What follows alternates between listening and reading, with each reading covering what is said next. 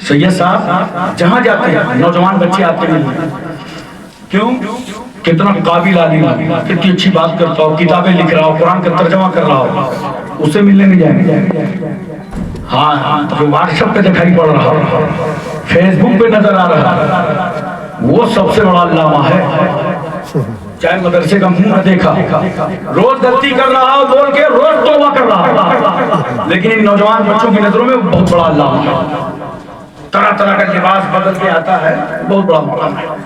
तो बच्चे कभी कोई मिल जाते हैं, मुझसे मिलने चले जाते हैं, तो कहते हैं कि हजरत जी बताइए हम लोगों का दौर कब आएगा, हम लोगों का दौर कब आएगा।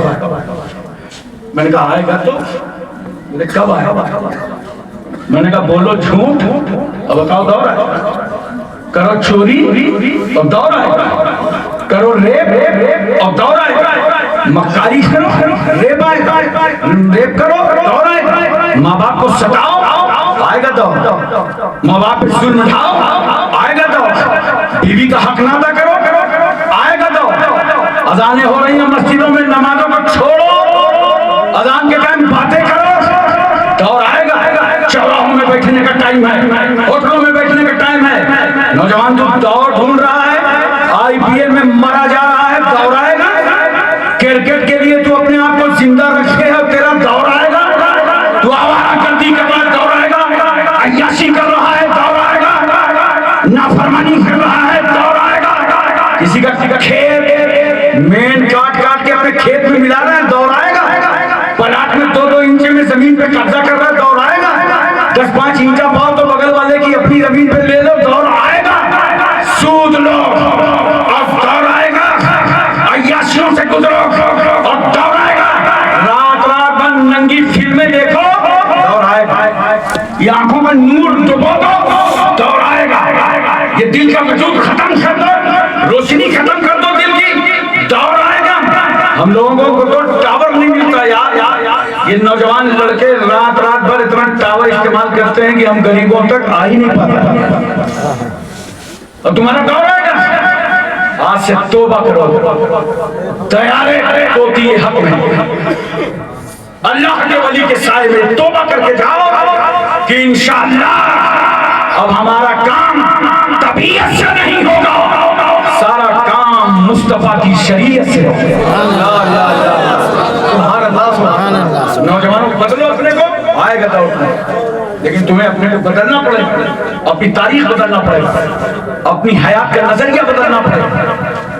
मैं जा रहा था ग्वालियर, झांसी से जब मेरी ट्रेन चली तो साइड की बर्थ में 4 लड़के आए, इतना मोटा कंबल लिए हुए, जान पे डाला। मैंने समझा कि सर्दी की व्यवस्था कर रहे हैं।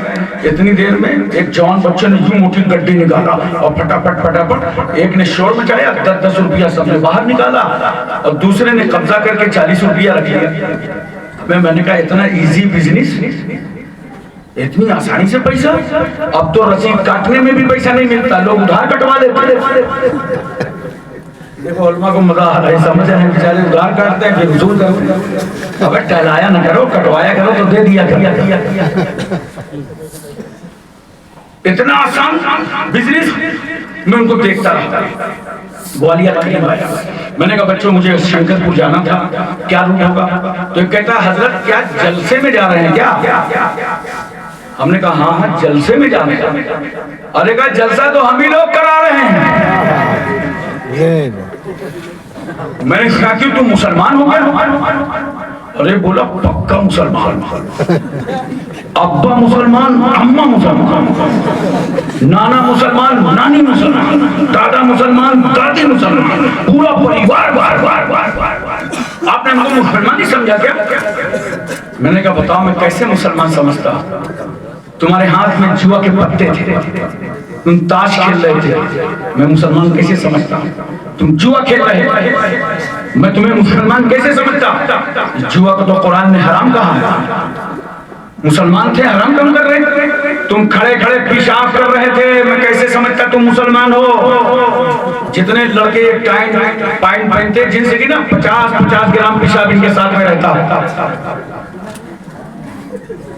बोलो अपना ही पेशाब अपने साथ। और सुनो नौजवानों, अल्लाह के रसूल सल्लल्लाहु अलैहि वसल्लम क्या फरमाते हैं, इस्तंज़िलू अनिल बौल फ़इन्नहु आम्मतु अज़ाबिल क़ब्र मिन्हु।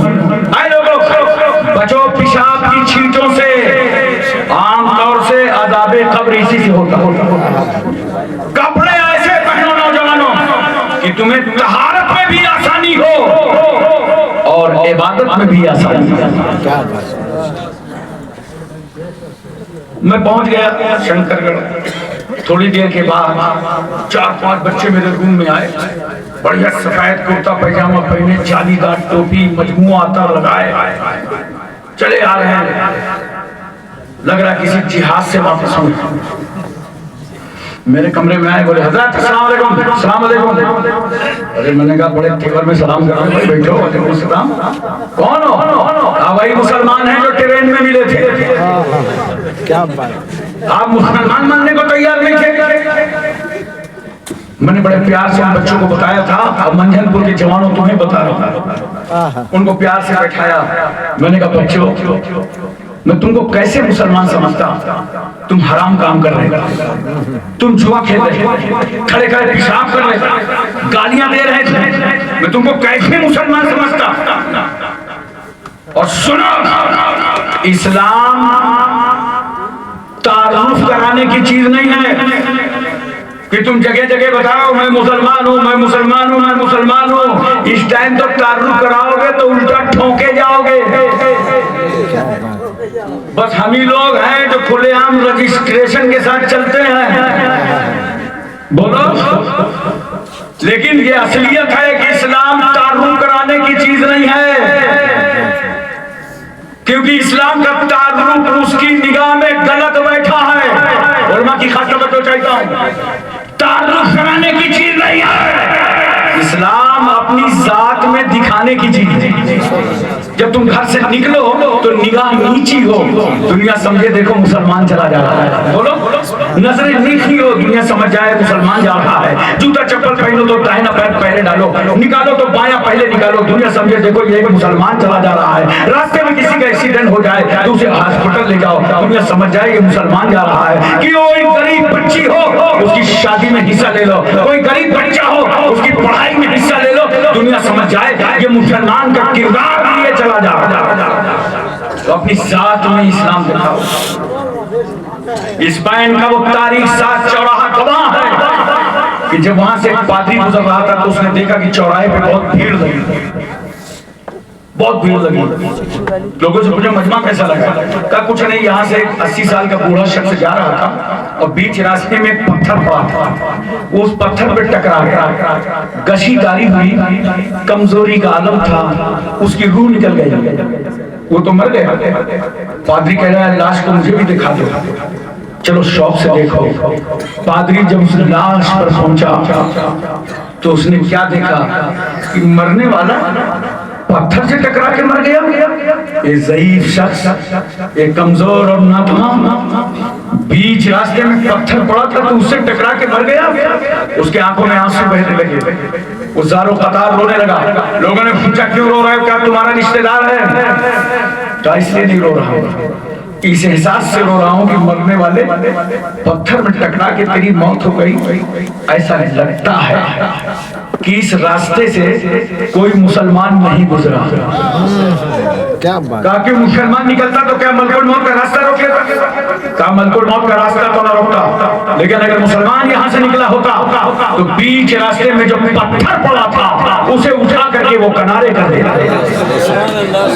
ये शायद बनाओ मुसलमानों, नौजवानों, अपने आप को बदलो, तुम्हारा दौर पलटेगा। एक आखिरी बात सुन लीजिए, और वो मैं अपनी बेटियों से कह रहा हूं। सुनो बेटियों, कान खोल करके सुन लो। आजकल क्या चल रहा है?